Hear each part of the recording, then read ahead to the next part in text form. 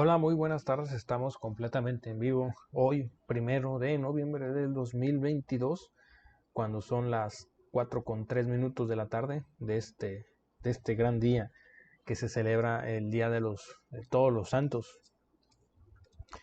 Acá en nuestro país, en México, para los que nos ven en el extranjero, se celebra el Día de todos los santos. Y pues mañana es el Día de los Santos Difuntos. El día de hoy, así como el PRI y el PAN. Ellos son los santos difuntos, el PRI y el PAN. Vamos a platicar de la reforma electoral que el presidente López Obrador está promoviendo, está impulsando y que esperemos, sea aprobada por los legisladores, porque ya son años, son décadas que se ha pedido, la población lo hemos pedido, eh, mucha gente por muchas generaciones, nosotros apenas por pocos años que llevamos en la cuestión de ejercer nuestro derecho a votar. ¿En qué consiste la reforma electoral?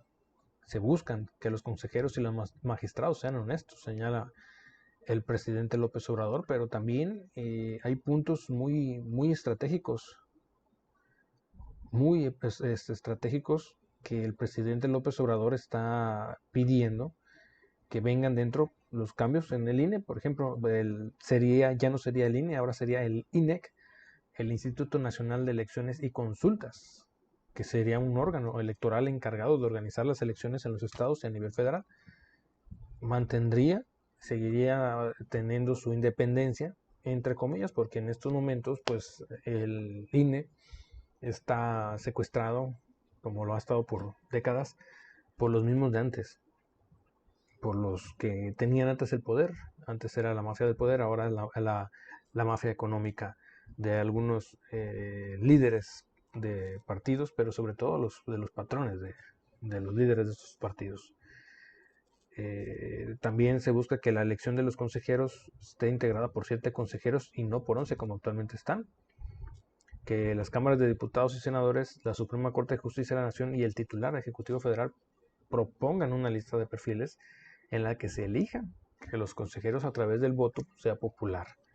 Entonces vamos a tener nosotros el derecho de poder elegir a los nuevos consejeros, a no tener personajes como lo tenemos ahorita con Lorenzo Córdoba o con Ciro Murayama, que están al servicio del PRI, del PAN y de los empresarios.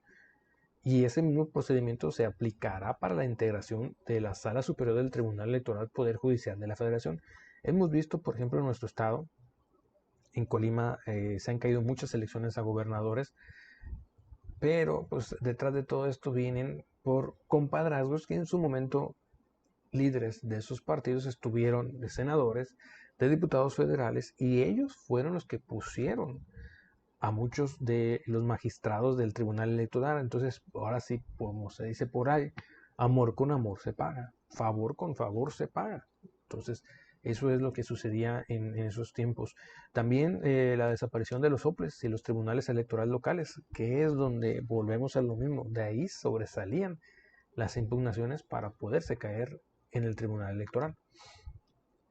Los soples son, para los que desconocen qué es un OPLE, el OPLE es las oficinas o las representaciones del INE en los estados. Por ejemplo, en nuestro estado, que es el Instituto Estatal Electoral, o en otros estados. Esos son los OPLE, son los órganos estatales que, por cierto, en nuestro estado, pues ahorita no tienen los recursos porque sabemos que la gobernadora Indira Vizcaíno Silva viene arrastrando una cobija o una deuda grandísima que le dejó el corrupto de Nacho de Peralta y su gobierno, y pues entonces mucho de ese recurso pues está pagando a proveedores y a muchas cuestiones que se quedaron a deber.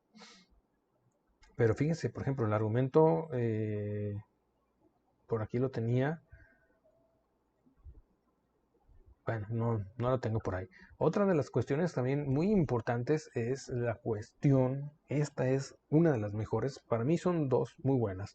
Bueno, de hecho son tres, pero estas son las dos principales. La primera, la primordial, que todos todos lo pedíamos, lo exigíamos, y ahí pierden, pues ahora sí pierden muchos partidos políticos, pero ganamos, la sociedad en sí es la que sale ganando. La eliminación de los plurinominales. Hay plurinominales que solamente llegan, pues ahora sí por ahí dicen que por la bendición de Dios. Tenemos el caso en Colima de diputadas y diputados locales que llegaron por la vía plurinominal y que de plano no sirven para lo que es ser diputado o diputada. Pero también tenemos, eso es lo malo de lo bueno, o de lo bueno de lo malo.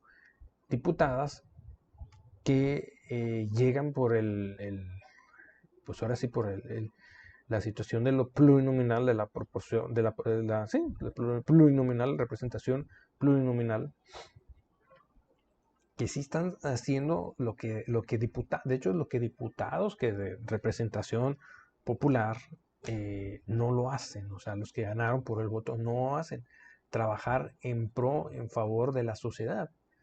Entonces, ahí ahora sí que los partidos políticos van a tener que cuidar mucho a quienes van a soltar sus candidaturas, porque vuelvo a lo mismo, hay plurinominales que no saben ni el abecedario, pero hay plurinominales que sí lo saben.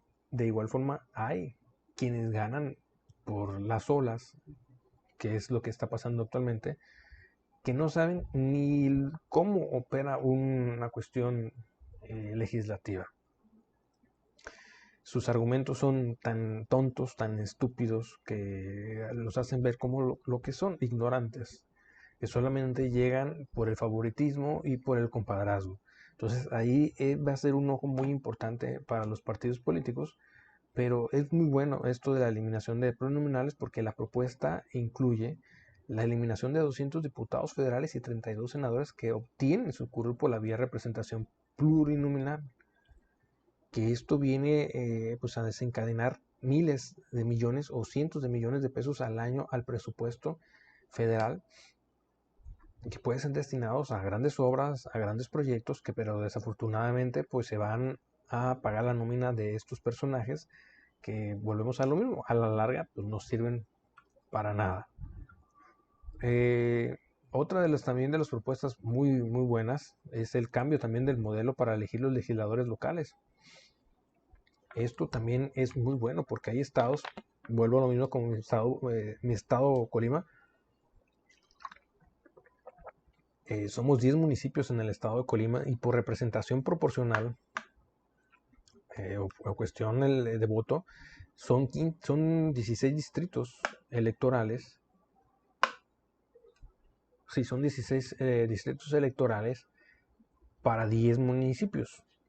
Pero la nueva propuesta del presidente López Obrador es que ahí todavía Colima se alcanzaría a salvar un poquito en la cuestión de votados, porque la actual se elige por una diputación por cada 252 habitantes, los 252,000 habitantes, pero la nueva propuesta se va a elegir por una representación cada 420,000 habitantes. Entonces, por ahí, no, perdón, estamos hablando de la federal. En la federal todavía alcanzaríamos porque entre Manzanillo, Tecomán y Armería sí se completan casi arriba de 300,000 habitantes, que actualmente una diputación por un distrito son 252,000 habitantes. No creo que a Colima le quiten las dos diputaciones federales porque en total en Colima habemos como 700, 800,000 habitantes. Lo que sí le vendrá a quitar a Colima serían senadores, sería un senador solamente, ya no serían 2 senadores los que tendría el estado de Colima, porque para cada estado se ocuparían 984,375 habitantes y Colima no llega a los 900,000 habitantes. Entonces estamos hablando de que Colima solamente tendría un solo senador o senadora en la cuestión de esta nueva reforma, si es que se llega a aprobar, que esperemos que sí sea así. Otra de las propuestas es el voto eléctrico, que la verdad sería muy riesgoso ahorita en México porque hay muchas comunidades donde aún no llega el internet y sí sería un poco más dificultoso la cuestión de que no se vaya a caer el sistema y de muchas situaciones que ya conocemos.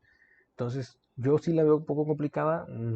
Es una propuesta muy interesante, muy buena, pero sí se ve un poco todavía muy alejada para nuestro país por la situación, pues, que les digo, que estados como Chiapas, que tiene cientos, miles de habitantes, millones de habitantes, eh, y la gran mayoría son indígenas o son de comunidades muy retiradas. El caso de Veracruz, el caso de Oaxaca, eh, el caso de Durango. Entonces, hay lugares, por ejemplo, el Estado de México, la Ciudad de México, pues la gran mayoría son zonas metropolitanas, son zonas conurbadas que, pues sí, son ciudades, pero ahí va a ser la diferencia, va a ser la cuestión un poquito más complicada. Ahora sí, lo que les decía, la reducción de los integrantes de los congresos locales, que a nivel Estado también se plantea que se establezca un criterio poblacional para la definición, donde no se va a poder exceder de 15 diputados en aquellas entidades federativas cuya población sea menor a 1 millón de personas. Entonces es lo que les decía, o sea, Colima, hablando del estado de Colima, yo hablo en plural, en mi estado, obviamente hay estados donde sí los pasan el millón. En el estado de Colima no pasábamos arriba de 850,000 habitantes, más o menos. Ahorita les voy a decir con exactitud cuánta población tiene Colima 2022 del INEGI. 731,900. A ver, se quitó. 731,391 habitantes tiene el estado de Colima. Entonces no llegamos ni a los 800.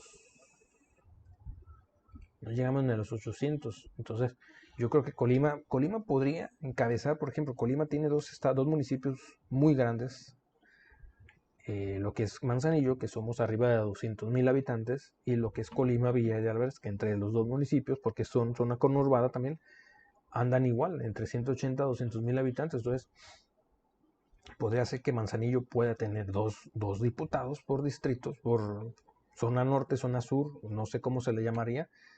E igual forma, Colima, Villa de Álvarez. Entonces, serían entre los dos 4, más aparte 8 restantes, que serían 12 diputados. Y eso es una muy buena cantidad de diputados. Cada municipio tendría, ahora sí, cada municipio tendría su representatividad, porque en la actual reforma, en la actual ley que hay en el estado, pues hay municipios que se quedan sin sus diputados. El caso de Ixtlahuacán, el caso de Minatitlán. Minatitlán tiene el distrito 14, que comprende de la frontera con Villa de Álvarez hasta zonas céntricas de Manzanillo, y pues por población el municipio de Minatitlán tiene 8,000 habitantes, 10,000 cuando mucho, contra una comparación de 25,000, 30,000 habitantes que tiene ese distrito por Manzanillo. Pues obviamente el candidato siempre va a ser el candidato de Manzanillo. No conviene tener un candidato a Minatitlán que nadie lo conoce en Manzanillo, pues obviamente no. Creo que ningún partido se aventaría ese reto de tratar de poner a un personaje. Y igual es el caso de Ixtlahuacán, en el distrito creo que es el 15. Tecomán pues, se lleva, no sé cuántos habitantes haya, pero yo creo que arriba de 40,000 habitantes sí lo debe tener. Ixtlahuacán debe tener 5,000, 4,000, 5,000 habitantes. Entonces son cantidades extremadamente diferentes, pero son situaciones, pues ahora sí, no racistas, son, no tengo la palabra exacta ahorita en estos momentos, mm, injustas, una palabra correcta. Son unas situaciones injustas que municipios pues, no tengan sus diputados de su propia tierra, donde saben, conocen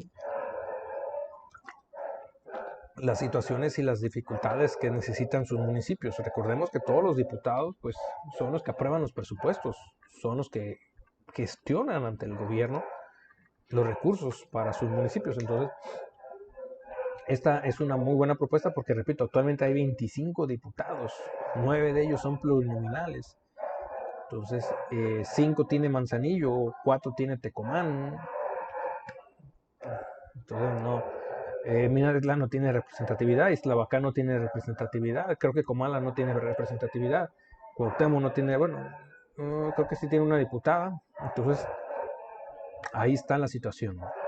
Otro de los temas también muy buenos que le vi a esta reforma es la reducción de financiamiento público. Mucho se habla de que ahora sí el narco le va a entrar con todo a los financiamientos. Recordemos que para eso está el SAT, que para eso están estas instituciones que van a ser, pues ahora sí, las que van a fiscalizar, las que van a ver, de dónde viene este dinero, quién te lo está dando, por qué te lo está dando, a cambio de qué te lo está dando. O sea, a veces hablan porque dicen por ahí tienen boca. También va a ser bajar el umbral para validar la revocación de mandato. Ese tema es muy, muy interesante. Ese tema es muy interesante. Escúchenlo muy bien. Es muy interesante porque la revocación de mandato puede dar una sorpresa en el 24. Este es un tema muy importante. Yo lo he platicado con muchos amigos. Sí, cierto, ahorita está caliente el tema de las corcholatas y todo eso, pero la revocación de mandato ahí no te está estipulando si solamente es a la mitad de tu sexenio o a final de tu sexenio también. Aguas. Ahí está algo muy interesante. La propaganda gubernamental. Se va a proponer ampliar las excepciones para que se pueda difundir propaganda gubernamental que se considere relativa a servicios públicos y aquellos de carácter informativo con relación de los procesos electorales, y también pues el tiempo en radio y televisión, que se va a plantear un cambio de modelo de comunicación política en el que desde el principio del proceso electoral y hasta la celebración electoral se destinarán 30 minutos diarios en cada estación de radio y canal de televisión a los partidos políticos, candidaturas independientes y al Instituto Nacional Electoral y consultas. Se asignará el 90% a los primeros y el 10% al instituto. Pero bueno, pues vamos a escuchar también qué dice el presidente López Obrador a respecto de todo esto, porque, pues, les repito, va a ser un tema de lo que se va a hablar por mucho. Es una reforma muy importante para la democracia en México, pero sobre todo, pues, para los demás partidos. Para los partidos que ya no están ganando elecciones o que nunca han ganado una representatividad por voto, pues se les van a acabar los plurinominales. Habrá que ver quién sí se va a subir al barco de la aprobación y quién. ¿Quién va a decir, no, yo no le entro? ¿Por qué? Porque recordemos, hay muchos personajes que viven de los partidos políticos, que viven de los presupuestos de los partidos políticos y sobre todo que ocupan cargos electorales gracias a sus partidos políticos. Entonces, es algo muy, muy interesante que se va a ver en los próximos días, que, les repito, habrá que ver quién sí se va a subir al barco y quién de plano va a decir que no. Yo estoy a favor. Yo sí acepto esta reforma. Ojalá los partidos de izquierda en su totalidad la acepten. Habrá que ver. Bueno, vamos a ver qué es lo que dice el presidente López Obrador. Dice que no va a desaparecer el INE. Esto ante las declaraciones que hizo el expresidente Felipe Calderón, donde decía que este mes de noviembre pues se moría la democracia en México. Vamos a ver qué. Toda una campaña de desinformación. Los que manejan el INE, que son los conservadores, corruptos, Claudio X González y compañía, que siempre han estado en los fraudes electorales y ahora se convierten en los paladines de la democracia, tienen una campaña engañando a la gente, sobre todo allá en las lomas, porque fui por allá y vi que en las casas habían carteles diciendo: yo defiendo al INE, no a la destrucción del INE.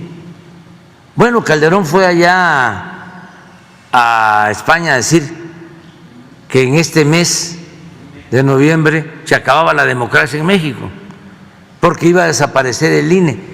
Aprovecho para informar que es una reforma electoral para que haya democracia. No es desaparecer al órgano encargado de organizar las elecciones. Eso no va a desaparecer,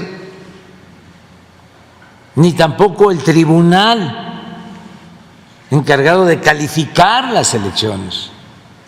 Lo que no queremos es que continúe este sistema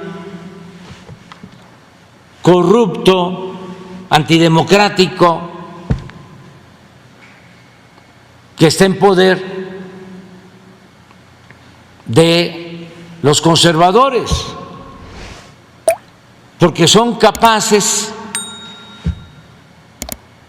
y no hablo al tanteo, de hacer un fraude hacia adelante, como ya lo han hecho. Y eso hay que evitarlo, porque eso sería un retroceso, una cuestión gravísima para el país. Y estos son capaces de hacerlo. Repito, ya lo hicieron, no una vez, varias veces. Haya sido como haya sido, ¿se acuerdan de esa frase muy recordada por el expresidente fecal, Felipe Calderón, don Borolas? Dice el presidente algo muy cierto: ya lo hicieron y ya lo han hecho y lo van a querer hacer. Vemos en Brasil el resultado, 0.65% de diferencia entre Jair Bolsonaro y Luis Ignacio Lula da Silva, pero allá sí se está respetando la democracia. Qué bueno que se está respetando, porque a como es Jair Bolsonaro, pues esperaba muchas situaciones. De hecho, el presidente electo de Brasil, Lula da Silva, le dice a Andrés Manuel López Obrador en la llamada más reciente que hicieron hace unos días, ayer para ser precisos, le dijo: esperemos que reconozca el triunfo, porque aún no ha dicho nada Bolsonaro.